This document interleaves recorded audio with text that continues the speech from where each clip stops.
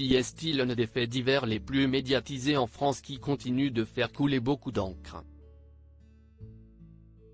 Depuis juillet 2023, le petit Émile, âgé de 2 ans et demi est tout bonnement introuvable.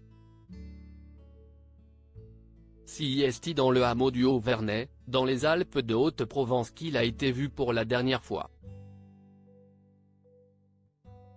Dans une séquence du 13h15 le samedi, nos confrères de France 2 qui se sont de nouveau penchés sur l'affaire, ont partagé de très émouvants clichés d'Émile partagés par ses parents. Un terrible fait divers qui a récemment bouleversé tout l'Hexagone.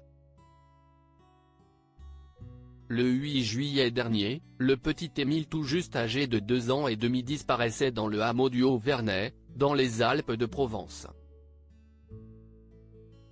Très rapidement, une enquête a alors été ouverte.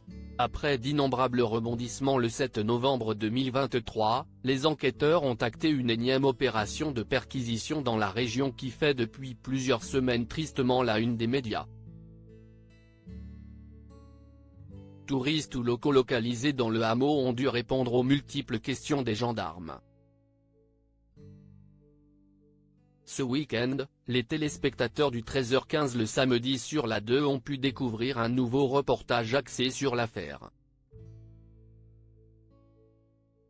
Dans une séquence, de nouvelles photos du petit Émile ont ainsi été dévoilées par Colomban et Marie, ses parents dont le passé politique et religieux a un temps défrayé la chronique. Sur l'une d'elles, leur enfant fixant l'objectif pose avec un biscuit qu'il s'apprête à croquer.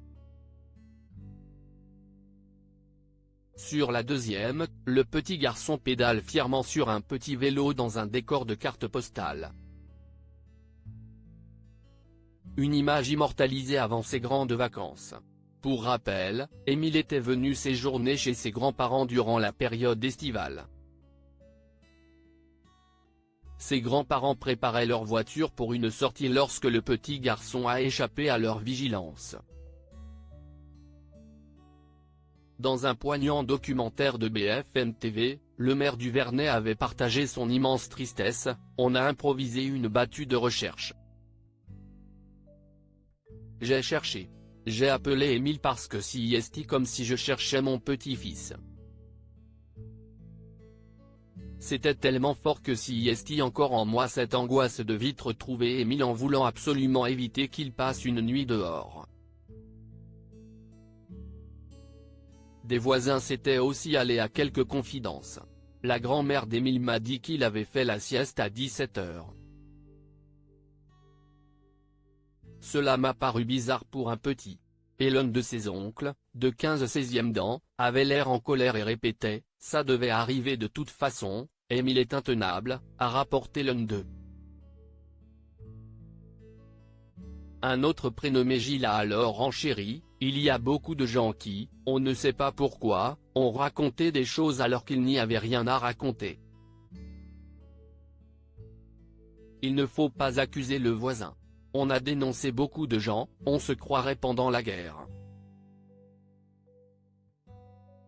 Le temps passe et le petit Émile reste pour le moment introuvable.